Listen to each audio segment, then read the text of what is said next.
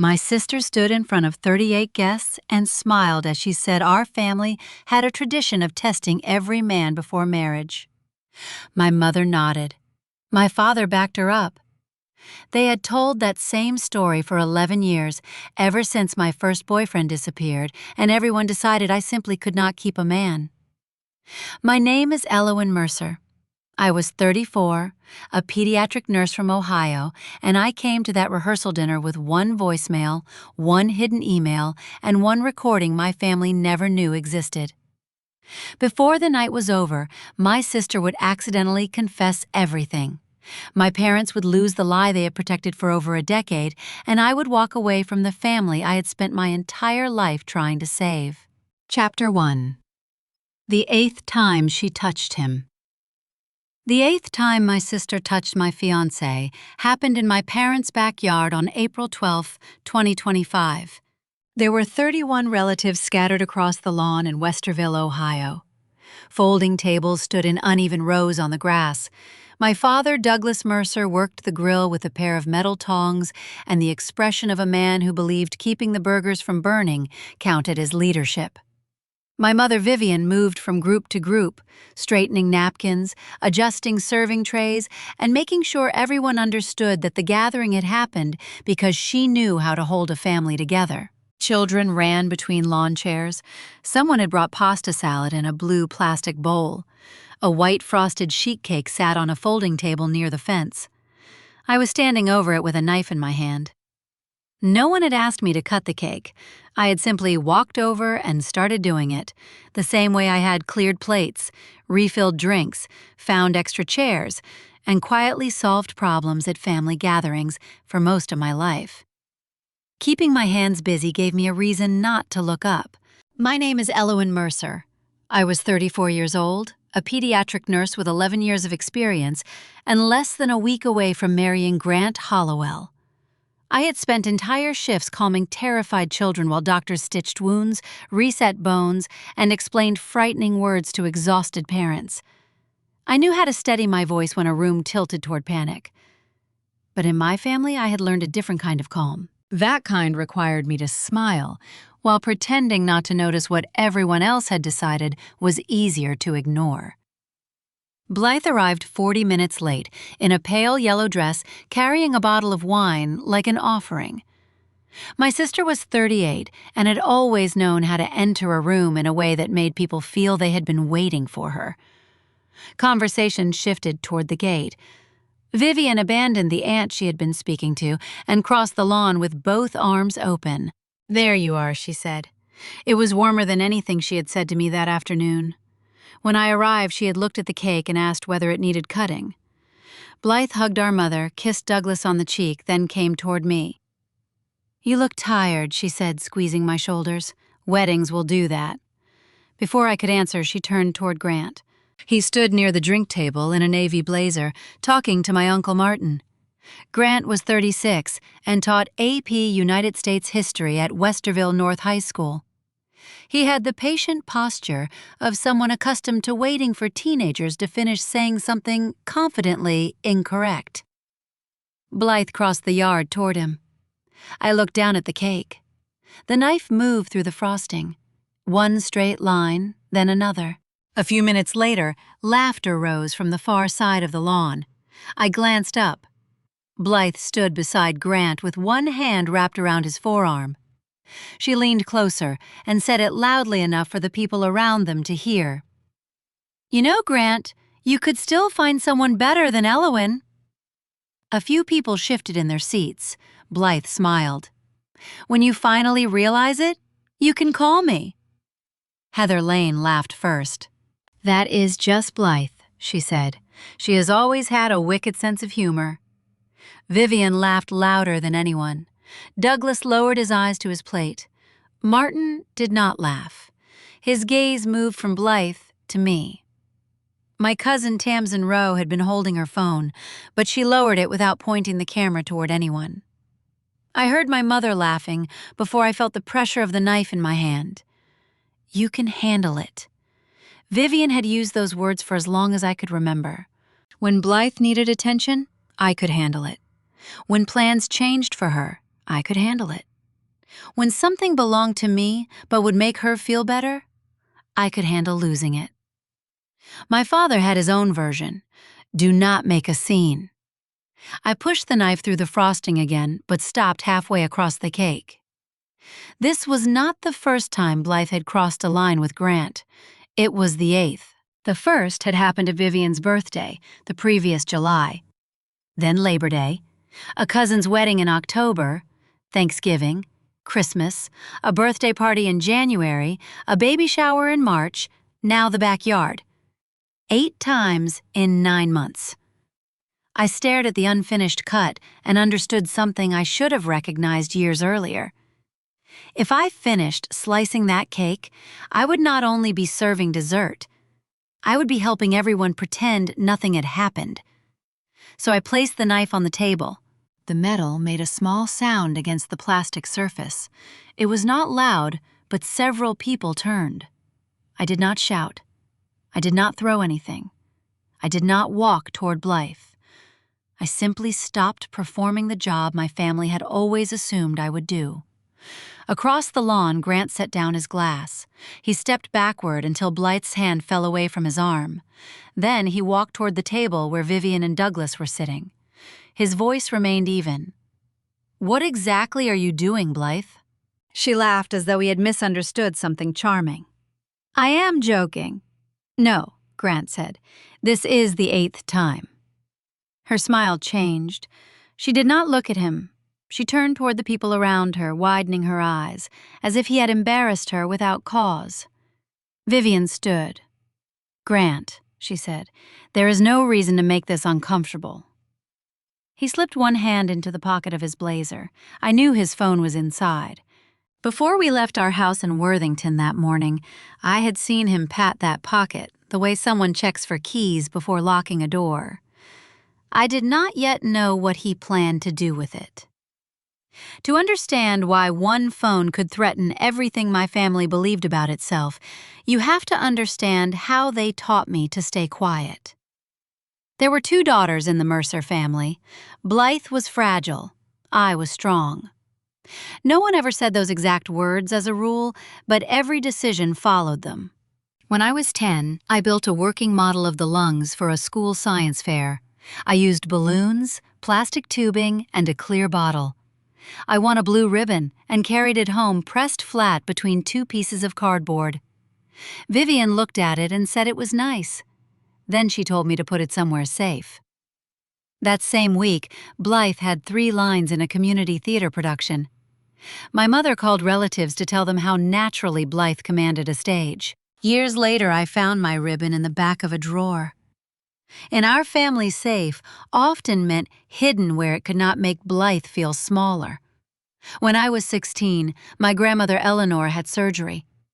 I spent most of that summer bringing her meals, organizing medications, and sleeping on the couch in case she needed help at night. Blythe had promised to split the schedule. She went on 2 weekend trips instead. At Thanksgiving, my grandmother thanked both of us. Blythe smiled and accepted the praise. I opened my mouth to correct her, but Vivian gave me a small nod from across the table. Do not ruin the moment. I stayed quiet. That was how belonging worked in my family. You were allowed to remain inside the circle as long as you did not force anyone to look too closely at the truth. I became a pediatric nurse because I was good when things went wrong. At Franklin Children's Hospital, CA helped frightened children feel safe. At-home calm helped adults avoid responsibility. I did not understand the difference until much later. I met Grant in August 2021 at a cookout hosted by a friend. He kept the ticket from our first movie, the receipt from the coffee shop where we had our first real conversation, and every birthday card I ever gave him. He called them originals. Grant believed history belonged to the person who preserved the source before someone else rewrote it. He was also the first person who regularly asked me what I wanted. Not what I could tolerate, not what would keep everyone peaceful, what I wanted. We started dating that October. He proposed in our kitchen in June 2024 with no audience and no speech prepared for anyone else. For the first time, I felt as though my future did not require a family vote. 1 month before the proposal, Blythe's divorce had become final. She and Derek Sloan sold their house. She moved into a rented townhouse in Dublin with legal bills, credit card debt, and a life that looked smaller than the one she had expected. Vivian began every conversation with the same sentence: "Your sister lost everything." I believed her pain should make me generous. I invited Blythe into wedding plans. I gave her more time, more access, and more excuses than I would have given anyone else. At Vivian's birthday in July 2024, Blythe took the chair beside Grant instead of the one beside me. She rested her hand on his arm while she laughed. Grant quietly pulled away. I saw it. Then I told myself Blythe had just lost her marriage and needed to feel attractive again. I thought I was opening a door for a sister who had lost everything. I did not understand that in my family, pity was the key Blythe used to enter places that never belonged to her. The first time my family used the phrase loyalty test, I was 23 years old. His name was Silas Trent, and he was the first serious boyfriend I ever brought home. Silas was an environmental engineering student with a dry sense of humor and a habit of listening until I finished speaking. Around him, I talked more. I laughed without checking whether anyone else had already taken up too much space. I stopped offering my chair before someone asked. Vivian noticed. She watched me at dinner with the expression she used when a table setting was slightly unbalanced. In July 2014, my parents invited Silas to spend a long weekend with us at a rented lake house on Buckeye Lake. Blythe changed the moment he arrived. She found reasons to sit beside him. She laughed too loudly at ordinary stories. When she handed him a drink, her fingers stayed against his hand longer than necessary. I noticed every time. Then I accused myself of noticing. Blythe was outgoing. Blythe was affectionate. Blythe treated everyone that way. Those were explanations my family had given me so often that I could produce them without assistance. On the third evening, I went for a walk along the road behind the lake house. When I returned, I saw Blythe and Silas standing on the dock. They were close enough that I stopped before stepping onto the boards. Silas moved backward. Blythe reached toward him. Neither of them saw me. I went inside and climbed the stairs to the smallest bedroom. I lay awake most of the night, building reasonable explanations for what I had seen. Maybe the dock was narrow. Maybe she had almost fallen. Maybe I was insecure. Silas told me the truth 4 days after we returned home. We were sitting in his car outside my apartment when he turned off the engine and kept both hands on the steering wheel. "Blythe kissed me on the dock," he said. I stared at him. He said she had stepped close, put one hand behind his neck, and kissed him before he understood what she was doing. He pushed her away. He had waited a few days because he knew how my family treated conflict, but he refused to begin a future with me while hiding something that involved my sister. I believed him for almost 30 seconds. Then my family's voice entered my head. "Blythe would never do that. You are misunderstanding. Do not make this bigger." I asked Silas to come with me to my parents' house because some part of me still believed the truth would become safer if everyone heard it together. Blythe did not deny kissing him. She sat on the living room couch with one leg tucked beneath her and said she had been testing him. A loyalty test, she called it. She said she wanted to know whether Silas would betray me before I became more serious about him. Vivian's face softened immediately. She said Blythe had taken a risk to protect her little sister. Douglas leaned back in his chair and said it was better to discover weakness before marriage than afterward. Silas looked from one face to another. "She kissed me," he said. "I stopped her. That is not a test. That is crossing a line and inventing a reason afterward." Douglas told him to calm down. Vivian said his anger was upsetting me. Blythe began to cry. Within minutes, the event had changed shape. Blythe became the protective sister. Silas became the man who had failed to appreciate her sacrifice. I became the reason everyone needed to stop arguing. Silas tried to stay with me. For several weeks, he asked me to trust what I knew before my family explained it away. But I had already begun repeating their version. Maybe Blythe had meant well. Maybe Silas was reacting too strongly. Maybe a man who truly loved me would have understood the way my family worked. One evening, he stood outside my apartment and said he could not build a life inside a family where truth was decided by majority vote. He left. Not long afterward, relatives began saying I could not keep a man. No one mentioned the doc. No one mentioned the kiss. No one mentioned the loyalty test had not existed until Blythe needed it. Silas told me before leaving that he intended to write Vivian one final email. A few weeks later, I asked whether he had contacted her. Vivian said no. She said he had disappeared because he was never serious about me. I believed her for 11 years. When Blythe began touching Grant in 2024, the pattern did not return all at once. It returned in pieces, small enough to excuse. At Vivian's birthday, Blythe sat beside him and kept one hand on his arm.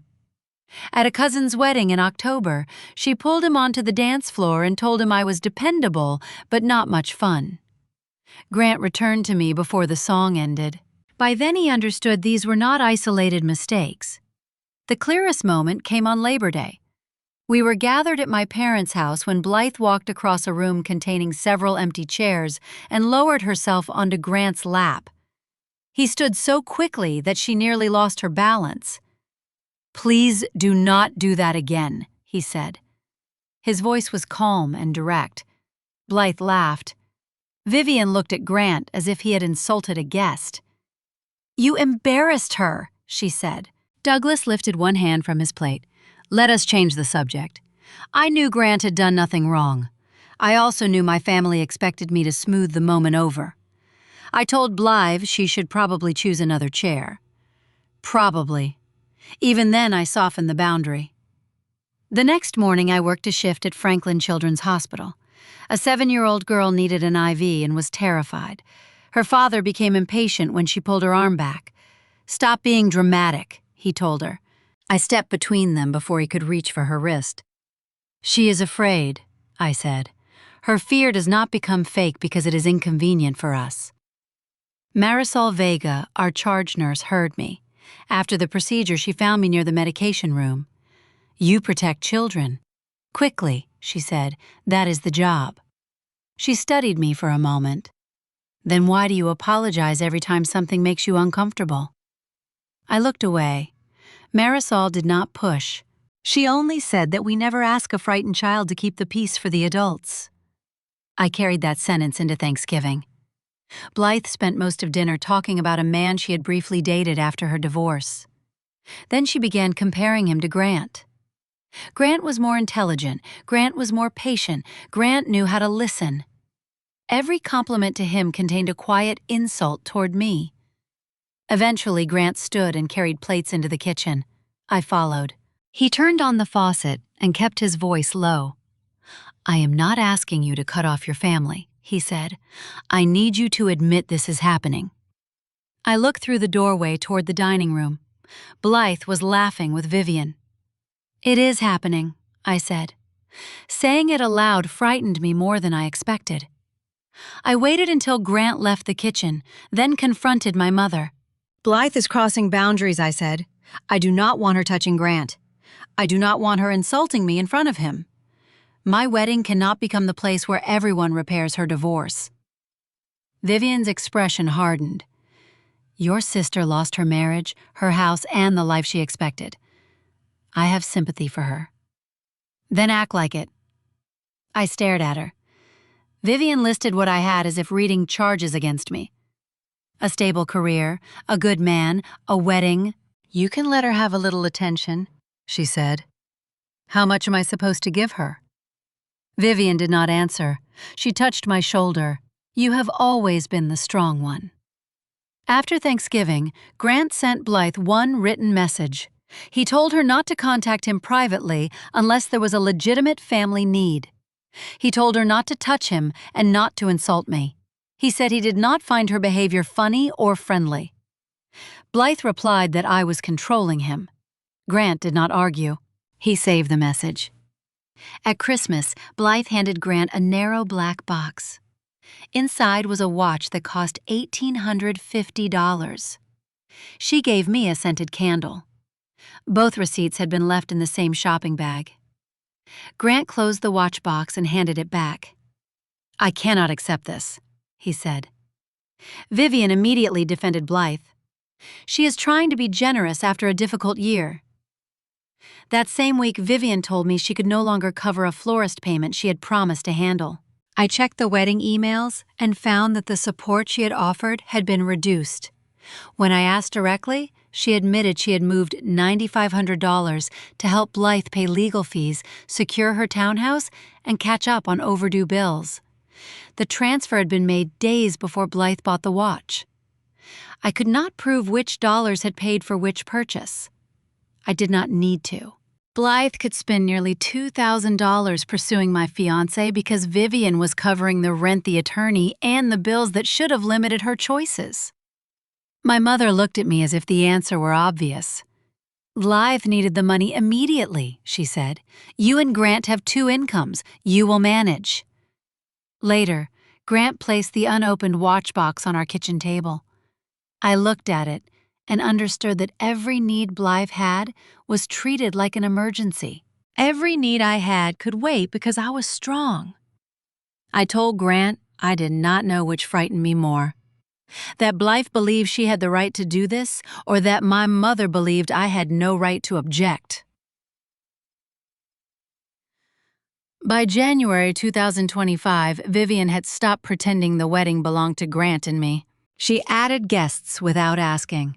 She changed the order of the toasts. She moved Blythe closer to Grant on the seating chart and placed Tamsin near the back of the room. Then she called me one evening and suggested Blythe should be my maid of honor. I stood in our kitchen, holding a stack of invitation envelopes. "Tamsin is already my maid of honor." Vivian sighed. "Think about how that will look to the family. It will look like I chose the person I wanted beside me. Blythe is your sister, and the wedding cannot be designed around Blythe's feelings." The silence on the line lasted long enough for me to hear Vivian breathing. "You have become very cold, Elowen." I ended the call before I apologized. The next morning, I contacted Rachel Kim at the Hawthorne Room in Short North. Rachel spoke carefully like someone who had already seen families turn wedding contracts into weapons. Vivian had signed the reception agreement and paid the deposit. That made her the contracting party for most of the reception details. Grant and I controlled the ceremony, but Vivian could approve the reception seating, the toast schedule, and several vendor decisions. "There is one option," Rachel said. "What is it?" "You can cancel the reception portion and keep the ceremony arrangements that are legally yours, but the deposit is non-refundable." "How much would we lose?" $6,200. I thanked her and ended the call. At that point, I was not ready to lose that money. Grant and I had worked extra shifts and summer classes to cover the rest of the wedding. $6,200 was not symbolic. It was months of planning. I still believed I could set a boundary without destroying the event built around it. Blythe continued testing that belief. In January, she sent Grant a photograph near midnight. She was standing in front of a mirror in a low-cut dress with a message asking whether it looked too young for her. Grant did not answer. He showed me the message the next morning. I called her. "You need to stop contacting Grant privately." Blythe laughed. "You sound nervous." "I am not nervous. I am being clear. He only sent that boundary text because you made him. He wrote it because you keep touching him and insulting me. You are turning normal family behavior into something ugly because the wedding is making you insecure." For once, I did not defend myself. "Do not contact him privately again." I ended the call before she could decide what I meant. At a baby shower in March, Blythe stood near the gift table telling several women that I was wonderful with other people's children, but had never learned how to relax in my own life. Grant heard her.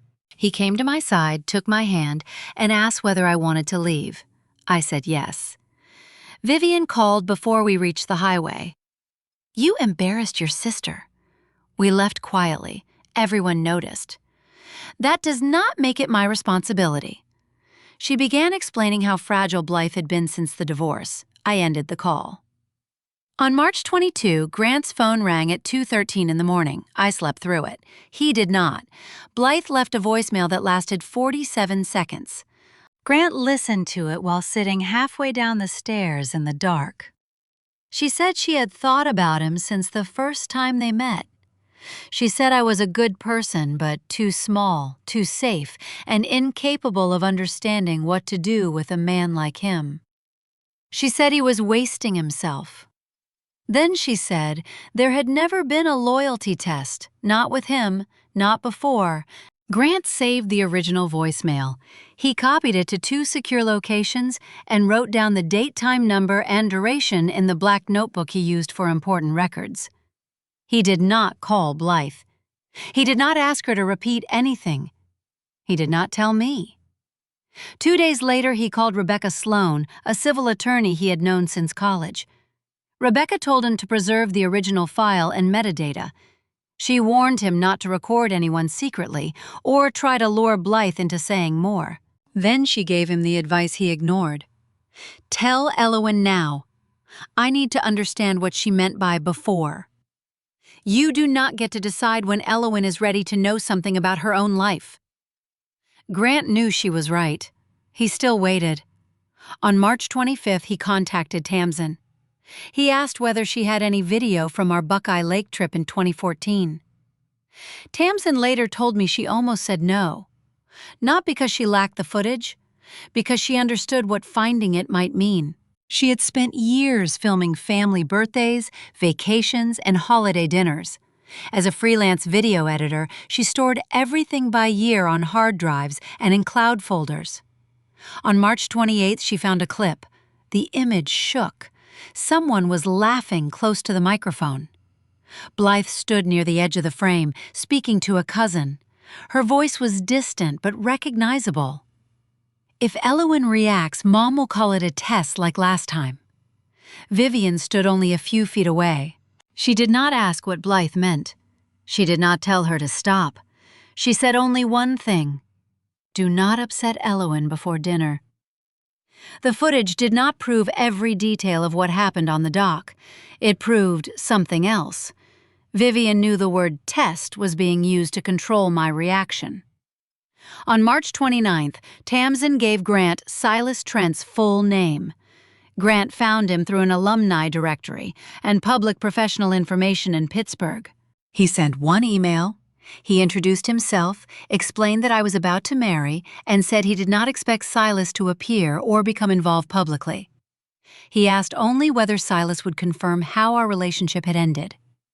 Silas did not reply for 9 days. On April 7, he requested a video call.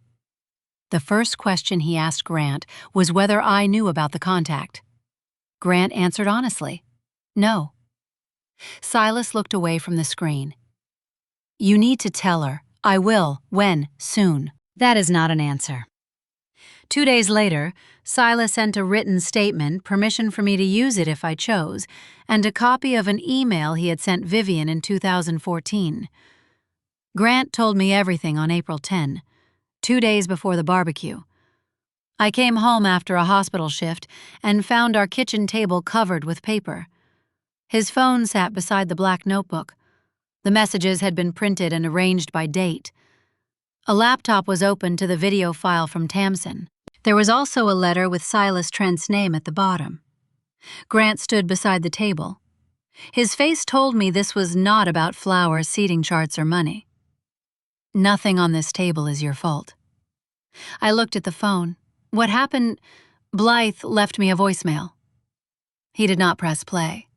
He handed the phone to me. I pressed it myself. Light's voice filled the kitchen. She sounded soft and certain. She described me as though I were an obstacle too polite to move. Then she said the words I had carried for 11 years. There was never a loyalty test. Not now, not then. When the message ended, the kitchen became so quiet I could hear the refrigerator motor. I did not cry. Something inside my head simply stopped. A noise I had lived with for more than a decade had gone silent. I looked at Grant. "How long have you had this?" He swallowed. 19 days. The silence changed. "This is my life." "I know." "No. You decided I was not ready to know something about my own life. I was trying to understand what she meant before I opened that wound. You protected me by removing me from the decision." He did not tell me I was being unfair. He did not mention how hard he had worked. He looked at the papers and nodded. "You are right. Rebecca told you to tell me." "Yes." "And you still waited." "Yes." His answer hurt because it was honest. "I am sorry," he said. "I thought one voicemail would be twisted until you blamed yourself again. But that should still have been your choice." He pushed the notebook toward me. "Everything is here. From this point forward, you decide what happens." I did not forgive him immediately. I went upstairs, changed out of my scrubs, and sat alone on the edge of our bed for nearly an hour. Then I returned to the kitchen. Grant had not moved the papers. He had not reorganized them for me. He had left the chair at the head of the table empty. I sat down. Together we arranged 10 messages Blythe had sent over 8 months. The first sounded concerned. The next compared me to her. Then came the photograph, the insults, the reference to a test, and the request that Grant delete her messages because I made everything dramatic. We placed Grant's 2 boundary messages beside them. I opened my calendar and documented all 8 incidents. Dates, locations, witnesses. What Blythe said. How my parents responded. The same skills I used at the hospital to track symptoms and changes now showed me a pattern I had spent years refusing to name. Then I read Silas's statement. He described the dock, the kiss, how he pushed Blythe away, how Vivian and Douglas transformed what happened into a loyalty test. He wrote that he left because he could not remain in a family where truth was determined by majority vote. Near the end, he wrote one sentence that forced me to stop. I had never been difficult to love. I had been surrounded by people who benefited from pretending I was. The final document was the email. Silas had sent it to Vivian a few weeks after our breakup in 2014. He told her Blythe had kissed him. He told her the family was making me believe I was the problem. He asked Vivian to correct the story before it caused permanent damage. She never replied. My mother had told me Silas never contacted her. She had not been confused. She had not been deceived. She had been given the truth in writing and buried it. I looked at Grant across the table. I do not want to trap them. He waited. I want them to tell their story in front of everyone. Then I want the truth to stand up behind it. There was never a test. For several seconds, no one moved. Grant placed his phone on the table in front of me. He did not touch the screen. He had promised the choice would be mine. I looked around the room. For 11 years, my family had told people I could not keep a man. They had described Blythe as the sister who loved me enough to test the men I brought home. They had repeated that story until even I stopped trusting what I remembered. I told them I wanted to show them where that story had actually begun. Then I pressed play. Blythe's voice filled the Hawthorne room. She said she had wanted Grant from the first time she met him. She called me good but small-safe and incapable of understanding a man like him. She said Grant was wasting himself. Then came the sentence that changed the room. There had never been a loyalty test. Not with Grant. Not before. When the recording ended, Heather slowly lowered her glass. Julian stared at the table. Vivian twisted her napkin between both hands. Douglas looked toward the wall instead of at me. Blythe had gone pale. She said she had been drinking and did not remember leaving the message. She called it a private conversation and accused me of humiliating her. Heather said this should have been handled privately. I told her I had tried. I had spoken to Blythe on the phone. I had confronted Vivian in the kitchen. Grant had sent written boundaries. Every time I had been told I was insecure, dramatic, or too sensitive. I opened the folder in front of me. I did not read every message Blythe had sent Grant. I chose 4. The first asked whether I understood how lucky I was to have him. The second said he deserved more than a woman who was always tired. The third said the family would call it a test if I became upset. The fourth told him to delete the message because I made everything dramatic. Grant placed his 2 responses beside them. In the first, he told Blythe to stop contacting him privately. In the second, he told her not to touch him or insult me again. Blythe could no longer claim he had encouraged her. Tamsin stood next. She said she had filmed our family for years and had mistaken silence for normal behavior. Then she opened the footage from Buckeye Lake. The sound was distant, interrupted by laughter and wind, but Blythe's voice was clear enough. She said that if I reacted, Vivian would call it a test like the previous time. Vivian stood only a few feet away in the recording. She did not ask what Blythe meant. She only told her not to upset me before dinner. Vivian said the video had been taken out of context. I asked what context could turn a prepared lie into an act of protection. Her eyes filled with tears. She said she had only wanted to keep the family together. I asked whether she had tried to do that by stopping Blythe or by keeping me quiet. She did not answer. I unfolded Silas Trent's statement. I read only the parts that mattered. He confirmed that Blythe had kissed him on the dock in July 2014. He had pushed her away. Vivian and Douglas had later called it a loyalty test. He had left because he could not remain in a family where truth was decided by majority vote. The final line was harder to read. Silas wrote that I had never been difficult to love. I had only been surrounded by people who benefited from pretending I was. I placed his statement on the table. Then I held up the email he had sent Vivian after our breakup. He had told her Blythe kissed him. He warned that the family was teaching me to believe I was the problem. He asked Vivian to correct the story before it caused permanent damage. My mother had never replied. I reminded her that she once told me Silas never contacted her. Then I asked what the email was. Vivian looked at the page but said nothing. I turned to Douglas. I asked whether he had believed Silas. He said he had only wanted the situation to pass. I reminded him that it had passed for him, but stayed with me for 11 years. Douglas said this was not the proper place. I asked what place would have been proper. The lake house had not been proper. Their living room had not been proper. Vivian's kitchen had not been proper. My private phone call with Blythe had not been proper. Douglas could not name a place where my truth would have been welcome. I asked both of my parents to name one other man who had undergone a Mercer family loyalty test. Neither answered. I asked when the tradition began. Silence. I asked why Blythe was always the person performing it, and why I had never been told before it happened. Still nothing. There was no tradition. There had only been a story created after Blythe crossed a line. Heather said Blythe had been through a painful divorce and should not be cornered. Martin looked at her. Blythe had not been divorced in 2014, he said. Julian admitted he had laughed at the barbecue because everyone else had laughed. He said his silence had helped the lie survive. Someone near the end of the table said family problems should remain private.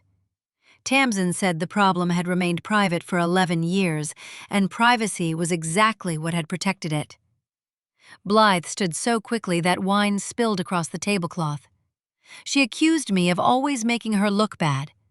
She said I had the stable career, the responsible reputation Grant, and a wedding, while she had lost her marriage, her house, and the life she expected. I did not argue. Without resistance, she kept speaking. She said Grant suited her better. She said I did not know how to keep a man like him. She said she deserved the life I had because she had already lost enough. Vivian told her to stop. Blythe turned toward our mother. She said Vivian had promised I would get over it because I always did. That sentence exposed more than the voicemail. Blythe had not acted alone. She had acted inside a system built on the expectation that I would absorb whatever happened and remain available afterward. Martin came to stand beside me. He said he should have spoken 11 years earlier. Julian moved his chair away from Vivian's side of the table. Tamsin stepped beside me. Naomi and Calvin stood near Grant. Heather remained seated. Several relatives stared at their plates. I realized I did not need the entire room to choose me. I only needed to stop choosing that room over myself. Douglas called my name as I gathered Silas's email. I looked at him, but I did not give him another explanation. Grant picked up the phone. Tamsin followed us out. Behind us, chairs were still moving. That night, Vivian accused me by text of destroying the rehearsal dinner. She said Blythe was devastated and that family matters should never have been made public. She did not apologize. Douglas left a voicemail saying both sides had made mistakes. Blythe sent message after message claiming the recording had been misunderstood. She threatened to post her own version online. Rebecca sent a short cease and desist the next morning. It required Blythe to stop contacting us directly, stay away from our home, and refrain from publishing false statements. Any necessary communication had to go through email or counsel. There was no lawsuit and no police report. There was only a boundary written clearly enough that no one could rename it. Then Grant and I blocked their numbers. We were married on April 19, 2025, in Marisol's garden in Granville. There were 18 people.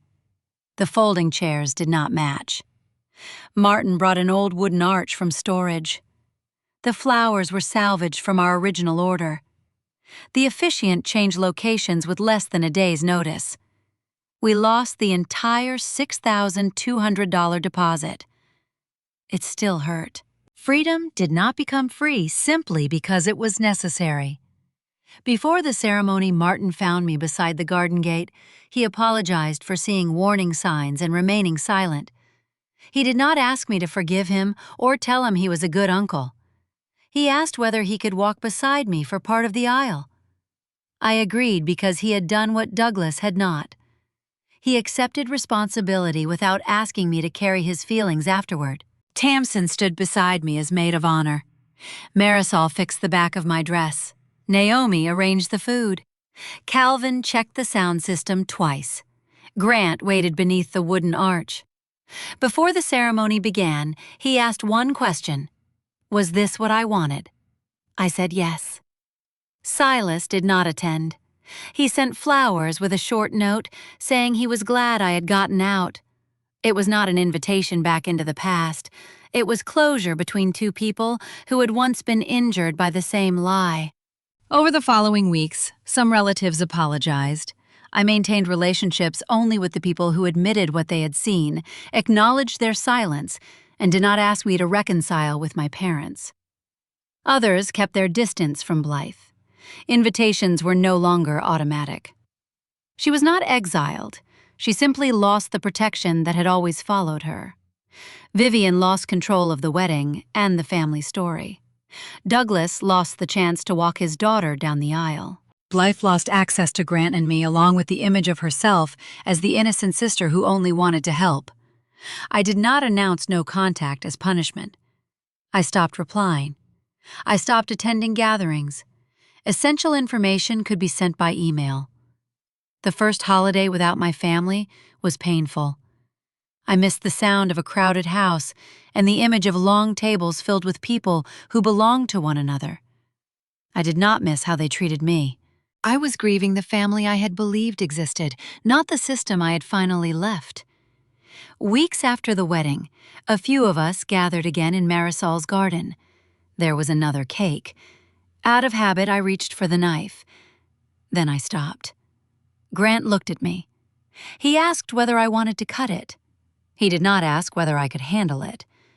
I looked at Tamsin and we cut the first piece together. Then we handed the knife to someone else. For most of my life, "you can handle it" meant I should surrender, stay quiet, and keep everyone comfortable. Now it meant I could survive the truth. I could survive losing approval. I could survive the silence after no contact. I could build a smaller family that did not require me to disappear in order to remain inside it. I was still calm. I simply stopped using calmness to make myself invisible. My family had believed I would always hold the knife lower my head and cut the cake for them. They had been right about one thing. I could handle it. It took me 34 years to understand that what I needed to put down was never my feelings. It was the knife.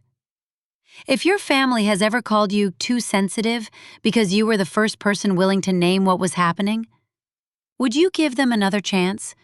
Or choose your peace? Share what you would do and stay with this channel for more stories about women who stopped protecting the silence and finally started protecting themselves.